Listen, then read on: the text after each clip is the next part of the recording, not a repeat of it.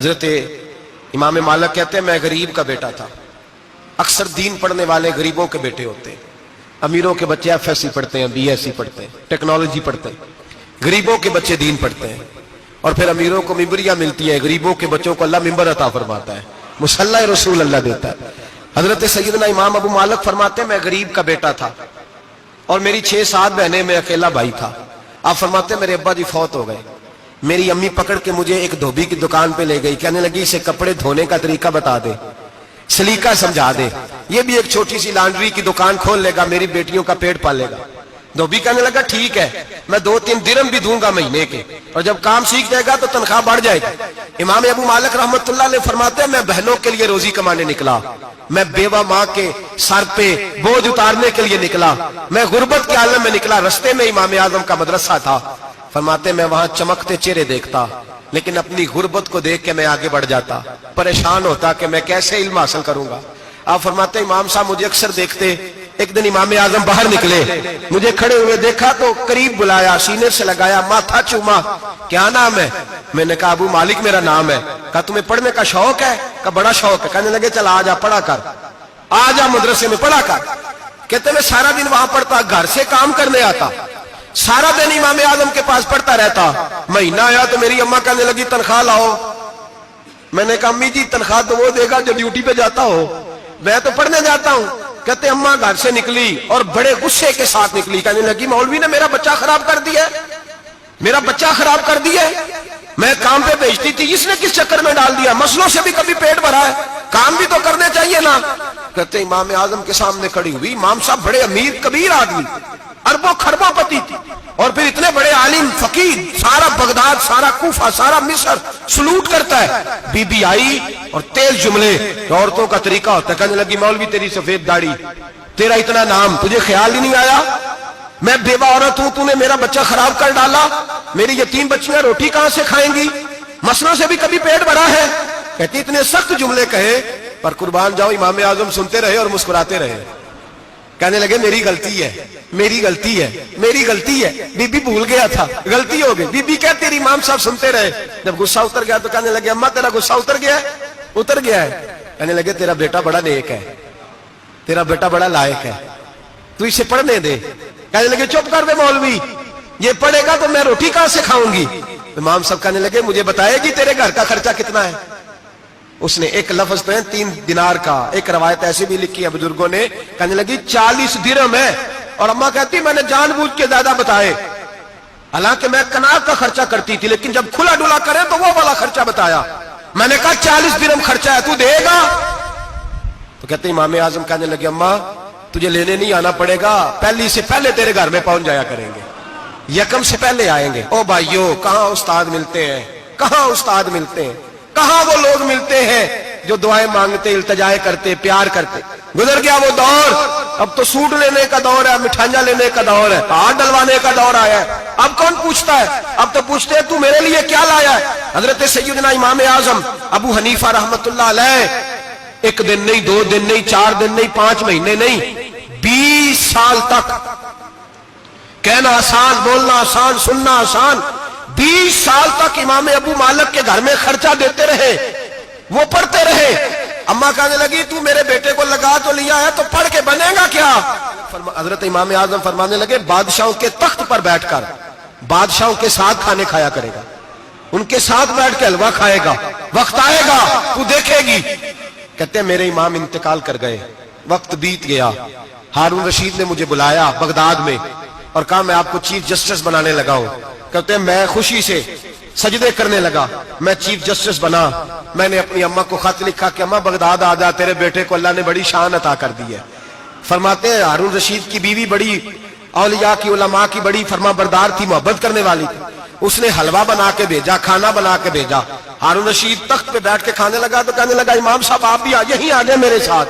کہتے ایک کونے میں وہ بیٹھ گیا, ایک میں بیٹھ گیا, بیچ میں کھانا رکھ لیا. اتنی دیر میں میری اماں بھی پہنچ گئی. 2 لقمے کھائے تھے کہ اماں آ گئی. جب اماں نے مجھے تخت پہ بیٹھے دیکھا, ایک یتیم, ایک لاوارث, ایک بن باپ کا بچہ, وہ کل تک جو بہنوں کے لیے 4 دینار نہیں لا سکتا تھا, تخت پہ بیٹھ کے جب روٹی کھاتے دیکھا تو اماں تڑپ گئی, روئی, چیخیں ماری. میں نے کہا اماں کیا ہوا؟ کہنے لگی بیٹا مجھے تیرا استاد یاد آ گیا ہے، اس نے کئی سال پہلے کہا تھا اسے دین کا علم پڑھنے دے، اسے فقیہ بننے دے، یہ بہت آگے جائے گا۔ دیکھ آج اللہ نے تجھے کتنی شان عطا کی ہے۔ کہا بیٹا یہ کمال تیرا نہیں، یہ امام اعظم ابو حنیفہ کا کمال ہے، یہ ان کا کمال ہے جنہوں نے تمہیں یہاں تک پہنچایا۔ میرے بھائی اپنی پوری زندگی حضرت امام اعظم ابو حنیفہ نے، آج تو اساتذہ کرام، اساتذہ مجھ سے ایک ٹیچر کہنے لگے حضرت جی دل نہیں لگتا، بے سکونی سی ہے، کچھ بتلائیں۔ تو میں نے کہا کلاس میں کوئی یتیم بچہ ڈھونڈ لیں، کوئی لاوارث بچہ ڈھونڈیں، اس کی وردی اپنے ذمے لے لیں، کتابیں اپنے ذمے لے لیں، اس کا خرچہ اپنے ذمے لے لیں، روز جیب میں ٹافیاں ڈال کے جایا کرے کہ غریب کو دینی ہے، پر میں 2 مہینے یہ والا وظیفہ بھی پڑھ کے دیکھے، اللہ آپ کو سکون عطا کرے گا۔ یہ بھی کہنے لگے بڑی ٹھنڈک ہوئی ہے، بڑا سکون ملا ہے، بڑی تابعداری۔ میں نے کہا آپ لفظوں سے سکون چاہتے ہیں، وہ لوگ خدمت کر کے سکون لیتے۔ کوفے کا ایک امیر آدمی تھا، پھر غریب ہو گیا۔ غریب، غربت بڑی پریشانی ہے، بڑی پریشانی، بڑی آزمائش۔ غریب بیوقوف اس لیے ہوتا ہے کہ اس کی جیب میں پیسے نہیں ہوتے، غریب مجبور اس لیے ہوتا ہے کہ اس کے پاس ہوتا کچھ نہیں نا، تو ساری آزمائشیں کٹھی آ جاتی۔ غریب آدمی تھا، محنت مزدوری کرتا لیکن پوری نہ ہوتی۔ وہ کہتا ایک دن گلی میں ککڑی بیچنے والا آیا، تو میری ایک بیٹی تھی چھوٹی سی، باقی بچے بڑے تھے، چھوٹی ضد کرنے لگی، کہنے لگی ککڑی کھانی ہے، ککڑی۔ کہتے میں پریشان ہو گیا، دل ٹوٹ گیا، بیٹی نے سوال کیا ہے۔ فرماتے میں نے سوچا کس کے پاس جاؤں، کسی اور کے پاس مجھے سمجھ نہ آیا، میں سیدھا امام اعظم کے پاس چلا گیا۔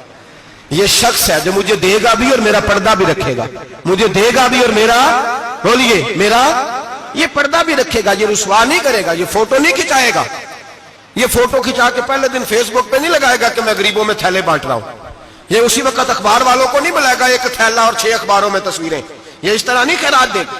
حضرت امام اعظم کے پاس گیا تو فرماتے رش بہت زیادہ تھا، میں امام صاحب سے بات ہی نہ کر سکا، واپس آ گیا۔ امام صاحب نے بندہ بھیجا، فرمایا پتہ کر یہ بندہ کسی ضرورت کے لیے آیا تھا، رش کی وجہ سے بات نہیں کر پایا۔ کہتے واپس میرے پیچھے بندہ بھیجا، وہ میرے گھر تک آیا، گھر آ کے اس کو حالات کا پتہ چل گیا، واپس گیا۔ کہتے ہیں 3 تھیلیاں اشرفیوں کی بھر کے امام اعظم لائے اور خود آئے اور رات کے اندھیرے میں آئے اور مجھے تھیلیاں دے کے نا تو میرے آگے ہاتھ باندھ دیے۔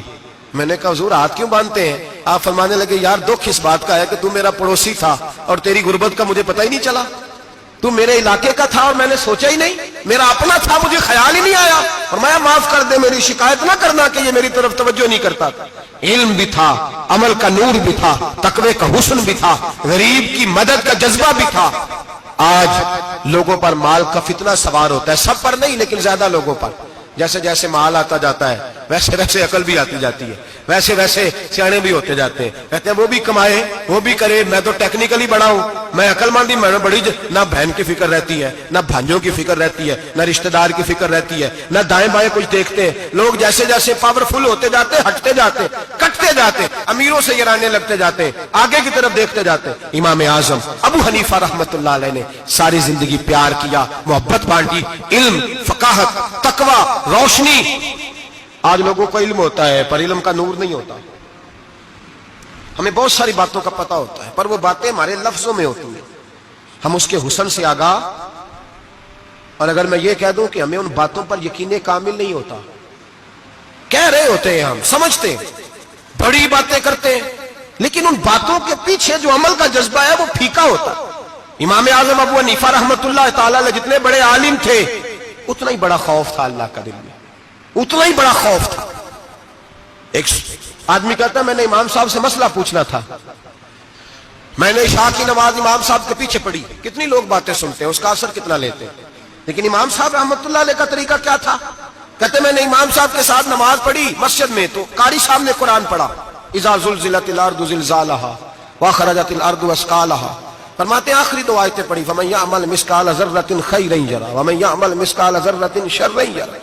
اللہ فرماتے ہیں میں قیامت کے دن تیرے ذرے ذرے کا حساب کروں گا، ذرہ برابر نیکی ہوئی تو تیرے سامنے آئی، ذرہ برابر گناہ ہوا تو تیرے کس کے برابر؟ جی وہ کتنا ہوتا ہے؟ ریت کا 1 ذرہ، اس کے برابر بھی گناہ ہوا تو تیرے سامنے، یہ اللہ کہہ دیا ہے، تو ایسا انشاءاللہ ہو کے رہے گا۔ اللہ ایک دفعہ دکھائے گا، دعا فرمائے اللہ ہمیں معافی عطا فرمائے، اللہ ہم سے درگزر فرمائے، اللہ ہمیں بخشے ہوئوں میں شامل فرمائے۔ یہ آیت امام صاحب نے سنی تو کہتے ہیں میں نمازی سارے چلے گئے تو امام صاحب بیٹھے اور یوں نہ اپنی داڑھی پکڑ لی, چراغ ٹمٹما رہا, کہتے ہیں داڑھی پکڑ لی اور امام صاحب بیٹھے. میں نے کہا کہ کسی محویت کے عالم میں ہے, سوچ میں, چلے میں تھوڑی دیر میں آتا ہوں. کہتے ہیں میں 2 گھنٹے کے بعد آیا تو امام صاحب ایسے بیٹھے ہیں داڑھی پکڑی ہوئی. میں نے کہا ٹھہر کے آتا ہوں. میں پھر 1-1.5 گھنٹے کے بعد گیا تو ویسے ہی بیٹھے. کہتے ہیں تہجد کا وقت ہو گیا, میں مسجد میں گیا تو چراغ ٹمٹمانے لگا, ختم ہونے کے قریب آ گیا. امام صاحب بیٹھے ہیں, اب میں نے دیکھا کہ آنکھیں آنسوؤں سے بھری ہوئی ہیں اور اپنی داڑھی پکڑ کے کھینچ رہے ہیں اور کہتے ہیں یا اللہ تو اگر ذرے ذرے کا حساب لے گا تو ابو حنیفہ تو الجھ جائے گا. اے اللہ تو ذرے ذرے کے بارے میں پوچھے گا تو میں تو نہیں جواب دے سکتا. خدا بندہ اس طرح کر, میرے ان سفید بالوں پہ رحم کھا. اے اللہ میرے بڑھاپے پہ مہربانی فرما, مجھ سے نہ ذرے ذرے کا پوچھنا, میں بڑا کمزور ہوں, میں نہیں جواب دے سکتا. مولا مجھ سے درگزر والا معاملہ کر. کہتے تڑپ رہے امام صاحب. فجر کی اذان ہوئی تو امام صاحب نے دائیں بائیں دیکھا, میں پیچھے کھڑا تھا. میں نے کہا حضور ساری رات ہی گزر گئی, آپ ایک آیت سن کے پریشان رہے اور میں روزانہ 20 تقریریں سنتا ہوں, درجنوں حدیثیں سنتا ہوں, مجھے تو اثر نہیں ہوتا. آپ فرمانے لگے مجھے تیرے معاملے کا نہیں پتا, لیکن مجھے اگر تو نے دیکھ لیا ہے تو کسی کے ساتھ ذکر نہ کرنا مجھے. اور فرمانے لگے پھر تو نیک آدمی ہوگا, تجھے نہیں خیال آتا, تو میں تو جانتا ہوں من آنم کے من دانم, پتہ سارا ہے سردار نو کی تیانا, میں تو جانتا ہوں نا, مجھے خبر ہے, لہذا میں نہیں حساب دے سکتا, تیرا نہیں مجھے پتا. جتنا میرے بھائی علم زیادہ اتنا خوف بھی.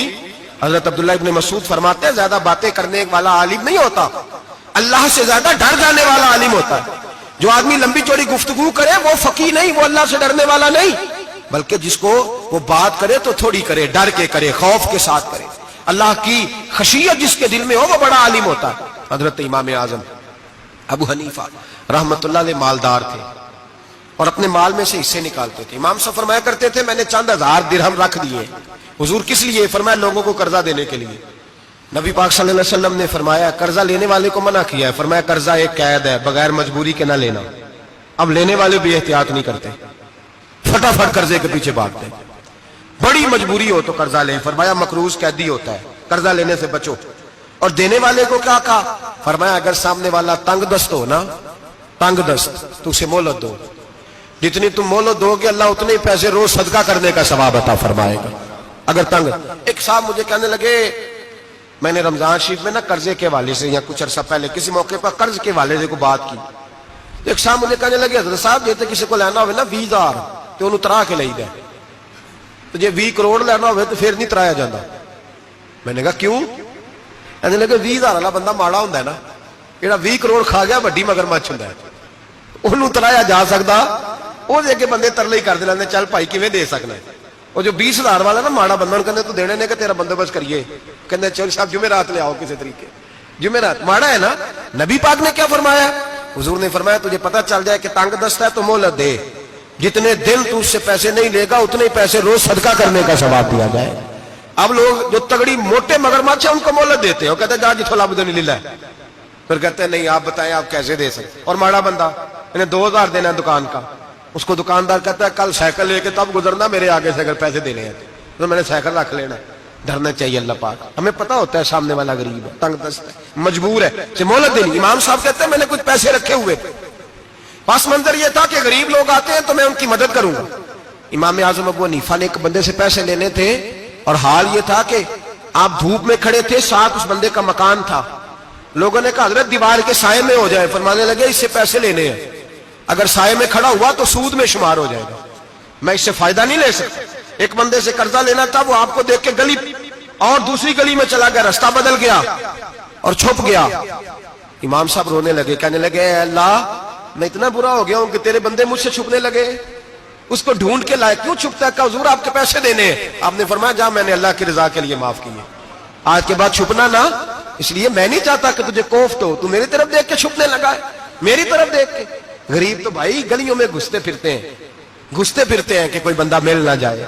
مقروض آدمی پتہ اس وقت چلتا ہے جب خودکشی کر گیا, پتہ اس وقت چلتا ہے پھر لوگ آتے ہیں اس کے بچوں کو کہتے ہیں فکر نہ کرنا ہم تیرے ساتھ ہیں, تو اس کے ساتھ ہونا تھا, ان کا سایہ بچ جاتا. اب آئے ہو امام اعظم ابو حنیفہ رحمت اللہ تعالیٰ علیہ لوگوں کو سہولت دیتے, آسانی دیتے, پیار کرتے, محبت کرتے. ہم لوگوں کا مزاج ایسا نہیں ہے, ہماری اخلاقیات کے اندر وہ حسن نہیں جو ہمارے بزرگ ہمیں دے کے گئے. اور پھر چھوٹی چھوٹی باتوں میں حقوق العباد کا خیال کرتے, چھوٹی چھوٹی باتوں. ہم تو گالی دے کے بھی کہتے ہیں نا چل کیا ہو گیا, گالی دی ہے نا. میں نے دیکھا ہے سائیکل والے کی ٹکر اگر پجارو والے کے ساتھ ہو جائے تو معافی سائیکل والے نے مانگنی ہے, کیونکہ وہ سائیکل پہ بیٹھا ہے نا, اس کی غلطی یہ ہے کہ وہ سائیکل پہ بیٹھا ہے. معافی سائیکل والے نے مانگنی ہے, پجارو والا نہیں مانگے گا. ہو سکتا ہے سائیکل والا اٹھ کے کہے جناب مجھ سے غلطی ہو گئی, مجھے پتہ ہی نہیں تھا کہ آپ تھے, ورنہ میں آپ کے آگے نہ آتا. سائیکل والا مجبور ہے کیونکہ اس کے پاس پجارو نہیں, اور پجارو والا تو شیشہ نہیں نیچے کرتا, کہتا دھوپ آئے گی, گاڑی بڑی مشکل سے ٹھنڈی کی ہے. نیچے اتر کے ملازم کہتا ہے اس کو پوچھو اگر کوئی 200-400 کا نقصان ہوا تو 500 دے دو. مزاج ہے. امام اعظم ابو حنیفہ رحمۃ اللہ علیہ عالم, حقوق العباد کا چھوٹی چھوٹی, آپ کے شاگردوں میں سے کسی کے چہرے پہ شکن آتا تو 20 بار پوچھتے کوئی پریشانی ہے میرے بیٹے کو, کیا ہو گیا. ساری زندگی سایہ دار شجر کی طرح گزاری, ساری زندگی شاگردوں پر مریدوں پر محبت کا سائبان رہا, ٹھنڈی چھاؤں رہی امام صاحب کی. امام اعظم ابو حنیفہ رحمۃ اللہ تعالی علیہ گلی سے گزر رہے تھے, لکڑی کے جوتے پہنا کرتے تھے, کھڑاؤں. ایک نوجوان بچے کے پیر پہ پیر آ گیا تو کہنے لگا امام اللہ سے ڈر جا. یہ لفظ گئے تو امام صاحب کی چیخ ہی نکل گئی. کئی گھنٹے بے ہوش رہے.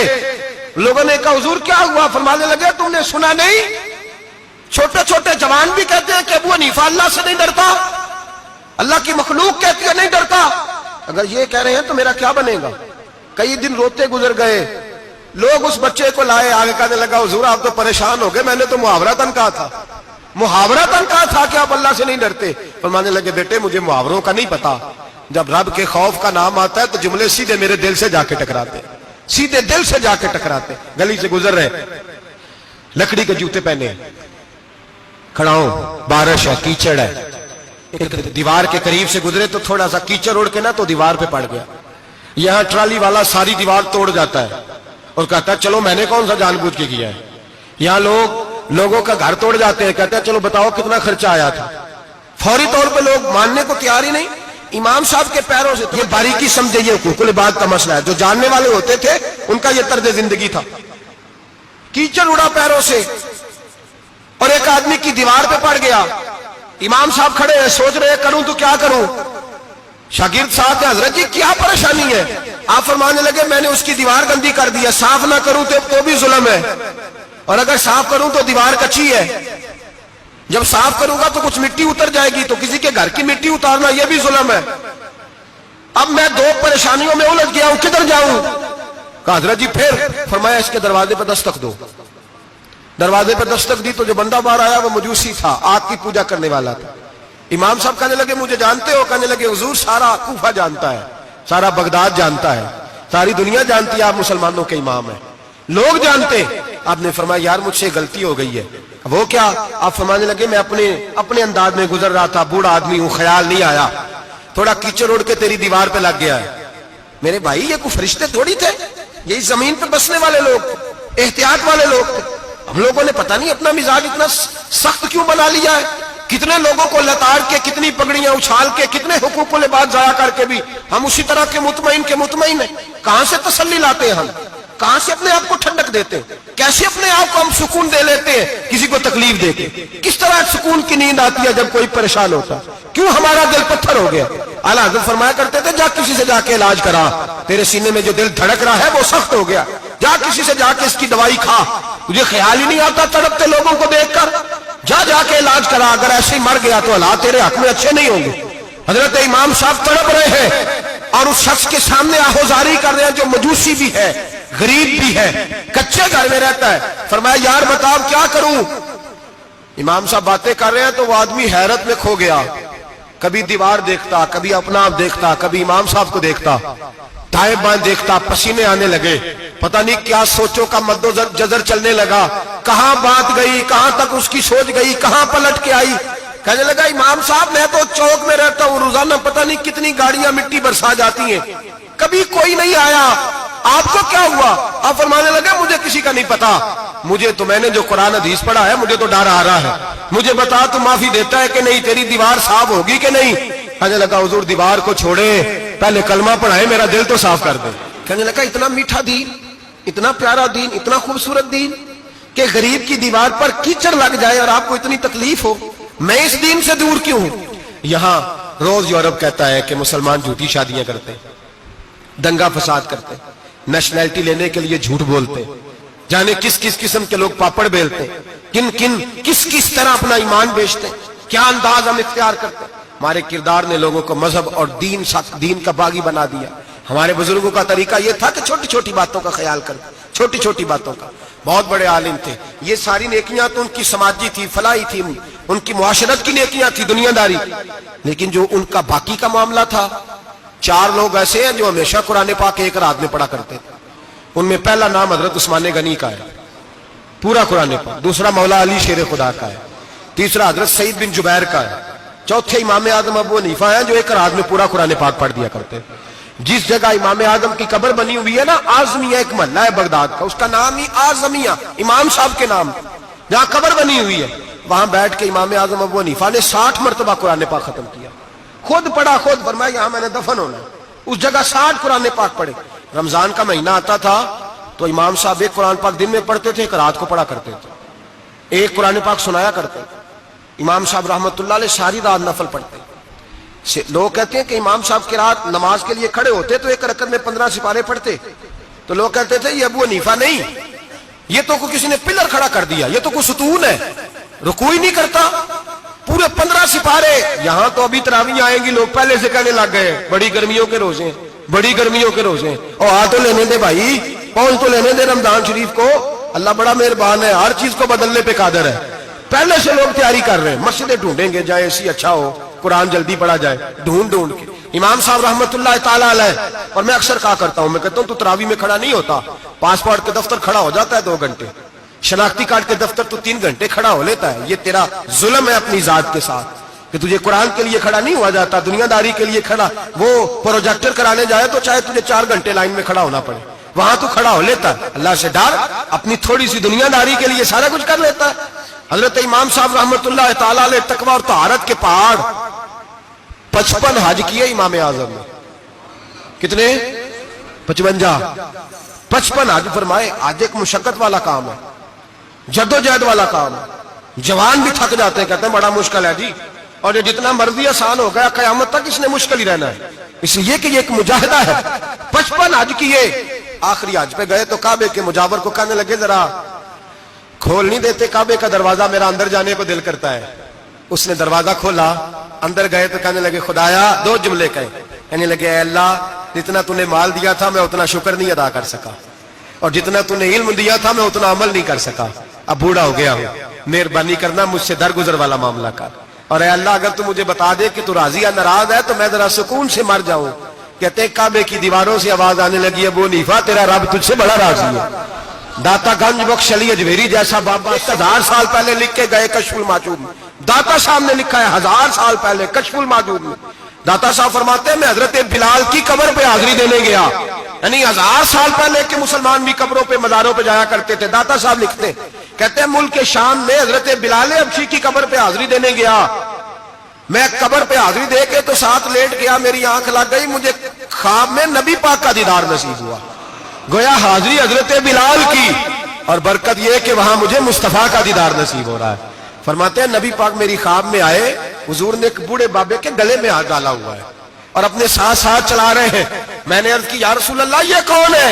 تو نبی پاک نے فرمایا یہ تیرا امام اعظم ابو حنیفہ ہے۔ فرماتے ہیں مجھے سمجھ آ گئی کہ امام اعظم بھٹک اس لیے نہیں سکتے کہ انہیں رسول پاک نے سارا عطا فرمایا ہے، وہ بہک اس لیے نہیں سکتے کہ نبی پاک نے انہیں سارا دیا۔ داتا گنج بخش علی اجمیری رحمت اللہ تعالی علیہ فرماتے ہیں کہ امام صاحب رحمت اللہ تعالی علیہ بہت بڑی شخصیت۔ امام اعظم کا پیغام کیا ہے؟ انہوں نے فقہ بنائی، دین پھیلایا، جتنی بھی میں نے باتیں سنائی سارا پیغام، ایک پیغام ہے امام صاحب۔ امام صاحب رحمت اللہ تعالی علیہ فرماتے ہیں کہ دین پر عمل کرنے والوں کو بھی کسی اچھی صحبت کی ضرورت ہوتی ہے، عمل کرنے والے کو۔ آپ فرماتے ہیں کئی دفعہ عمل کرنے والے کا عمل بھی ٹوٹ جاتا ہے، استقامت نہیں رہتی۔ فرماتے ہیں اچھی صحبتیں تلاش کرو، ان کے پاس بیٹھا کرو، ورنہ ہو سکتا ہے جو عمل تم کر رہے ہو اس میں کمی آ جائے۔ جتنا نیک لوگوں سے رابطہ زیادہ رہتا ہے انسان کا دین پر عمل زیادہ رہتا ہے، جتنا نیک لوگوں سے پیچھے ہٹتا ہے اتنا دین سے۔ آپ فرمایا کرتے تھے اگر 2 سال نہ ہوتے جو میں نے امام جعفر صادق کی صحبت میں گزارے، ابو حنیفہ ہلاک ہو جاتا۔ اپنے آپ کو رب کریم کے بندوں کے ساتھ لگا کے رکھے، جوڑ کے رکھے، اگر ہمارا رب کریم کے بندوں سے رشتہ رہے گا تو قرآن و سنت سے رشتہ رہے گا. اللہ تعالی ہمیں ان بزرگوں کے نقوش سیرت پر عمل کی توفیق عطا کرے. آخر دعوانا ان الحمدللہ رب العالمین.